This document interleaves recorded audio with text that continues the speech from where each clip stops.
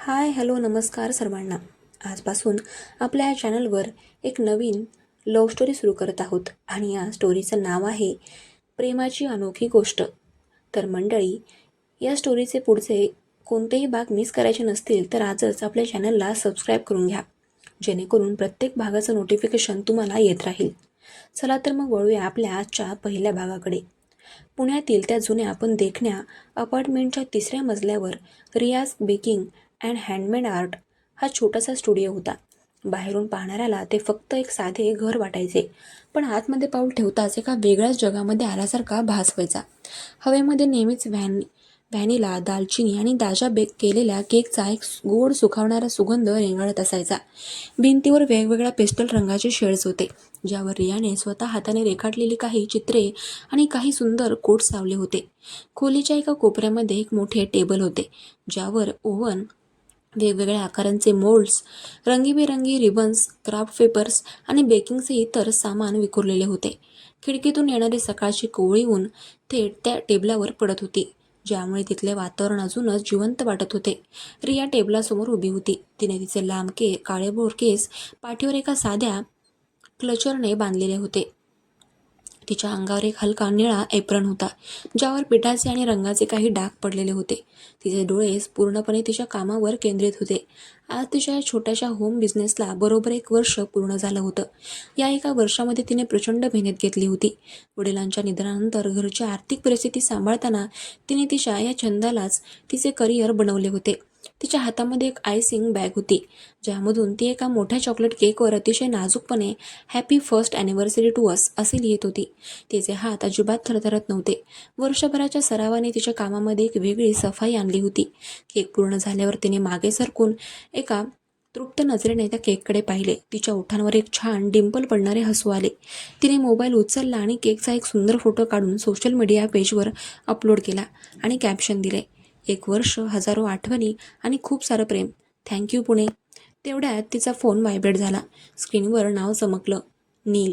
रियाने हसून फोन उचलला आणि लाऊडस्पीकरवर टाकला. बोल रे बाबा, आज सकाळीच कशी काय आठवण आली या बिझनेसला ऐकूनला? फोनच्या पलीकडून एक फ्रेश आत्मविश्वासाने भरलेला आवाज आला. नील हा रियाचा लहानपणापासूनचा मित्र होता. दिसायला उंच, सावळा, जिममध्ये कमावलेली बॉडी आणि नेहमीप्रमाणे ब्रँडेड कपड्यांमध्ये राहणारा. त्याच्या वडिलांचा पुण्यामध्ये एक मोठा रिअल इस्टेटचा बिझनेस होता आणि नील आता तोच बिझनेस सांभाळत होता. पण रियासोबत बोलताना त्याचा तो बिझनेसमनचा आव गळून पडायचा. अरे वा, आज आमच्या मॅडमचा मूड खूपच छान दिसतोय. आणि हो, बिझनेस टायकून बिझी असला तरी तुझ्या बिझनेसच्या पहिल्या वाढदिवसाला कसं विसरेल?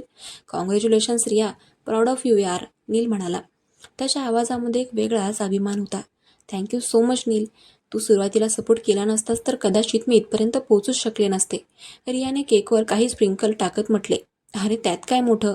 आणि हो, आज संध्याकाळी आपली पार्टी ठरली आहे ना? मी तुला पिक करायला 7 वाजता येतोय.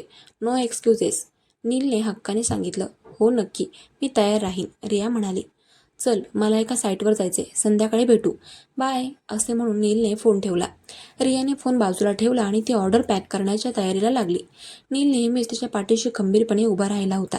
कधी कधी रियाला वाटायचं की नीलच्या मनामध्ये तिच्याबद्दल मैत्रीपेक्षा काहीतरी जास्त आहे, पण नीलने कधी ते बोलून दाखवले नव्हते. दुपारचे साधारण 2 वाजले होते. रियाने तिच्या दिवसातल्या सगळ्या ऑर्डर्स पूर्ण केल्या होत्या आणि डिलिव्हरी बॉयने त्या वेळेत नेल्याही होत्या. आता ती थोडी शांत बसली होती. दुपारचे जेवण आटोपून संपूर्ण अपार्टमेंटमध्ये एक शांतता पसरली होती. फक्त बाहेर पक्ष्यांचा किलबिलाट आणि कधीतरी रस्त्यावरून जाणाऱ्या गाड्यांचा आवाज येत होता. रियाने स्टुडिओ आवरला, एप्रन काढला आणि काहीतरी सामान आणण्यासाठी म्हणून ती घराबाहेर पडली. तिने दाराला कुलूप लावली आणि ती जिन्याकडे वळाली. तेवढ्यात शेजारच्या फ्लॅटचा दरवाजा उघडला. तिथून आदित्य बाहेर आला. आदित्य हा साधारण 26-27 वर्षांचा मुलगा होता. दिसायला अत्यंत साधा, डोळ्यांवर चष्मा, विस्कटलेले केस आणि अंगावर एक साधा टी शर्ट. तो एका मोठ्या IT कंपनीमध्ये सिनियर हॅकर आणि सिक्युरिटी एक्सपर्ट म्हणून काम करायचा. तो बहुतेक वेळ घरातच असायचा, कॉम्प्युटर स्क्रीनसमोर. लोकांशी बोलताना तो खूप लाजाळू होता आणि नेहमी नजर चोरून बोलायचा. आदित्यच्या हातामध्ये काहीतरी फाईल्स होत्या. रियाने त्याला समोर पाहताच तो अचानक दचकला. हाय आदित्य, रियाने नेहमीप्रमाणे हसून त्याला ग्रीटिंग दिले. हाय रिया, आदित्य चाचपडत म्हणाला. त्याच्या चेहऱ्यावर एक विचित्र गोंधळ होता. त्याने त्याचा चष्मा नाकावर सरकवला. कॉंग्रॅच्युलेशन्स, तुझ्या बिझनेसला 1 वर्ष झालं ना आज? मी ते सोशल मीडियाची पोस्ट पाहिली. अरे थँक्यू, तू माझं पेज फॉलो करतोस तर. रियाला आश्चर्य वाटले, कारण आदित्य सोशल मीडियावर अजिबात ॲक्टिव्ह नसायचा. हो म्हणजे कधीतरी दिसतं समोर. आदित्यने खाली पाहत म्हटले. आणि आज काही स्पेशल प्लॅन्स? हो, नीलसोबत संध्याकाळी बाहेर जाते. चल मला जरा घाई आहे, नंतर बोलू, असे म्हणून रिया जिन्यावरून खाली उतरू लागली.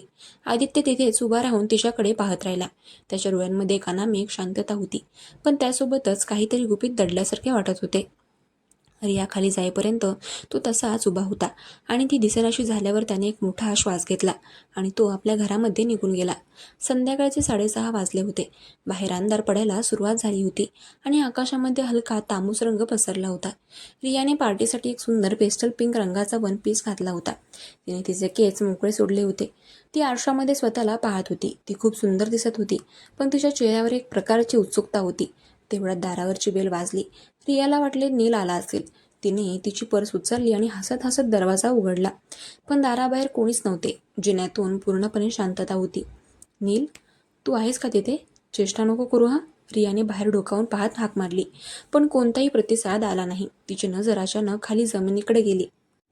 दरवाजाच्या अगदी मध्यभागी एक अत्यंत देखणा गडद निळ्या रंगाचा वेल्वेटचा बॉक्स ठेवलेला होता. त्यावर एक चंदेरी रंगाची रिबन अगदी अचूकपणे बांधलेली होती. रिया थबकली. तिने आजूबाजूला पाहिले, पण तिथे कोणीच नव्हते. तिने खाली वाकून तो बॉक्स हातामध्ये घेतला. बॉक्स अपेक्षेपेक्षा थोडा जड वाटला. तिने दरवाजा बंद केला आणि बॉक्स घेऊन ती हॉलमधल्या सोफ्यावर येऊन बसली. तिचं हृदय आता वेगाने धडधडू लागलं होतं. हा बॉक्स कोणी ठेवला असेल? नीलने तर नक्कीच नाही, कारण नील आला असता तर तो समोर आला असता. मग कोण? तिने हळूच ती चंदेरी रिबन सोडली आणि बॉक्सचं झाकण उघडलं, आणि आत जे होतं ते पाहून रियाच्या तोंडातून एक लहानशी किंकाळीच निघाली. तिने दोन्ही हाताने तिचं तोंड दाबलं. तिचे डोळे विस्पारले गेले. बॉक्सच्या आतमध्ये तिचं जुनं कॉलेजच्या दिवसातलं हरवलेलं स्केचबुक होतं. हे ते स्केचबुक होतं जे 3 वर्षांपूर्वी कॉलेजच्या शेवटच्या दिवशी तिच्याकडून हरवलं होतं. तिने ते खूप शोधलं होतं, कारण त्यामध्ये तिने तिच्या आयुष्यातील सर्वात महत्त्वाच्या स्केचेस आणि काही वैयक्तिक विचार लिहिलेले होते. त्या स्केचबुकच्या पानांचा कोपरा थोडा पिवळा पडला होता, पण ते अगदी सुरक्षित होतं. रियाने कापत असलेल्या हाताने ते स्केचबुक बाहेर काढलं. जसं तिने ते उचललं तसं त्या बॉक्सच्या तळाशी असलेली एक पांढऱ्या रंगाची चिठ्ठी तिला दिसली. त्या चिठ्ठीवर कॉम्प्युटरने टाईप केलेली काही अक्षरे होती. तुझी स्वप्न मला माहिती आहेत, आणि तुझा भूतकाळही. पहिल्या वर्षाच्या वाढदिवसाच्या खूप शुभेच्छा, रिया, तुझा मिस्ट्री मेकर. रियाच्या अंगावर काटा आला. हे कोणी केलं? 3 वर्ष जुने स्केचबुक कोणाकडे असू शकते? आणि त्याला कसं माहिती की आज तिच्या बिझनेसचा वाढदिवस आहे? मिस्ट्री मेकर हा कोण आहे? तेवढ्यात पुन्हा दारावरची बेल वाजली. रिया दचकून सोफ्यावरून उठली. ती धावतच तिच्या हातातून स्केचबुक सुटणार होते, पण तिने ते घट्ट धरले. ती धावत दारापाशी गेली आणि तिने दरवाजा उघडला. समोर नील उभा होता. हाय रिया, आर यू रेडी? नीलने हसून विचारले, पण रियाच्या चेहऱ्यावरील उडालेला रंग पाहून त्याचा हसरा चेहरा लगेच गंभीर झाला. रिया, काय झालं? तू एवढी घाबरलेली का दिसतेस? रियाने काही न बोलता तिच्या हातातील तो निळा बॉक्स आणि चिठ्ठी नीलच्या समोर धरली. नीलने चिठ्ठी वाचली आणि बॉक्सच्या आतमध्ये पाहिले. हे काय आहे रिया? कोणी दिलं हे तुला? मला नाही माहिती नील. मी दरवाजा उघडला तेव्हा बाहेर फक्त हा बॉक्स होता. आणि बघ ना, यात माझं कॉलेजमधलं हरवलेलं स्केचबुक आहे, जे 3 वर्षांपूर्वी हरवलं होतं. रियाचा आवाज थरथरत होता. नीलने चिठ्ठी पुन्हा नीट पाहिली. त्याचा चेहरा रागाने लाल झाला. हा कोणीतरी स्टॉकर आहे रिया. कोणीतरी तुझ्यावर पाळत ठेवून आहे. तू काळजी नको करू. मी शोधून काढतो कोण आहे तो. नीलने तिला शांत करण्याचा प्रयत्न केला, पण रियाचे मन मानायला तयार नव्हते. नीलसोबत बाहेर गेल्यावरही ती रियाचे लक्ष पार्टीमध्ये नव्हतेच. ती सारखी त्याच बॉक्सचा विचार करत होती. नीलने तिला खूप हसवण्याचा प्रयत्न केला, पण तिच्या डोक्यामध्ये तेच चक्र सुरू होते. शेवटी नीलने तिला रात्री 10:30 वाजता अपार्टमेंटपाशी आणून सोडले. घरात गेल्यावर दारातून घट्ट लावून घे, आणि काही प्रॉब्लेम वाटला तर मला लगेच फोन कर. मी 10 मिनिटात तिथे पोहोचेन. नीलने गाडीतून उतरताना तिला बजावून सांगितले. हो नील, थँक्यू, रिया म्हणाली, आणि ती वर तिच्या फ्लॅटमध्ये आली. तिने घरामध्ये येऊन सगळे दारे खिडक्या तपासून घेतल्या. हॉलमधल्या सोफ्यावर तो निळा बॉक्स तसाच पडलेला होता. रियाने तिच्या खोलीमध्ये जाऊन कपडे बदलले आणि ती बेडवर येऊन बसली, पण तिला झोप येणे शक्यच नव्हते. ती उठली आणि तिने तिचा मोबाईल हातामध्ये घेतला. गुपचूप आलेल्या त्या स्केचबुकची पाने ती उलटून पाहू लागली. प्रत्येक पानावर तिच्या जुन्या आठवणी होत्या, पण अचानक स्केचबुकच्या अगदी शेवटच्या पानावर तिची नजर गेली. तिथे आधी काहीच नव्हते, पण आता तिथे लाल शाईने एक नवीन लाईन लिहिलेली होती. आज रात्रीची पार्टी छान होती ना, पण नीलचा तो काळा सूट तुझ्या निळ्या बॉक्सला मॅच नाही झाला. रियाच्या हातातून मोबाईल आणि स्केचबुक दोन्ही खाली पडले. तिचं संपूर्ण शरीर भीतीने थरथरू लागलं. याचा अर्थ तो मिस्ट्री मेकर फक्त तिच्या घराबाहेर नव्हता, तर ती जेव्हा नीलसोबत रेस्टॉरंटमध्ये पार्टी करत होती तेव्हाही तो तिथेच कुठेतरी अंधारात उभा राहून तिच्यावर लक्ष ठेवून होता. तो इतका जवळ आहे हे तिला तो तिच्या इतका जवळ आहे की तिला त्याची साधी चाहूलही लागत नाहीये. तेवढ्यात तिच्या शांत खोलीमध्ये नीलच्या फोनची रिंग वाजली. रियाने भीतीने थरथरत्या हाताने फोन उचलला. नीलचा आवाज पलीकडून खूप घाईघाईमध्ये आणि घाबरलेला येत होता. रिया, मी आत्ताच माझ्या घरी पोहोचलो, पण माझ्या गाडीच्या मागच्या सीटवर एक हुबेहूब तसाच गडद निळ्या रंगाचा वेलवेटचा बॉक्स ठेवलेला आहे. रियाचा श्वास इथेच रोखला गेला. तर मंडळी, आजचा भाग इथेच संपतो. ही स्टोरी तुम्हाला कशी वाटते ते कमेंट करून नक्की सांगा. आणि हो, आपल्या चॅनलला सबस्क्राईब करायला विसरू नका. भेटूया उद्याच्या भागात. चलो बाय.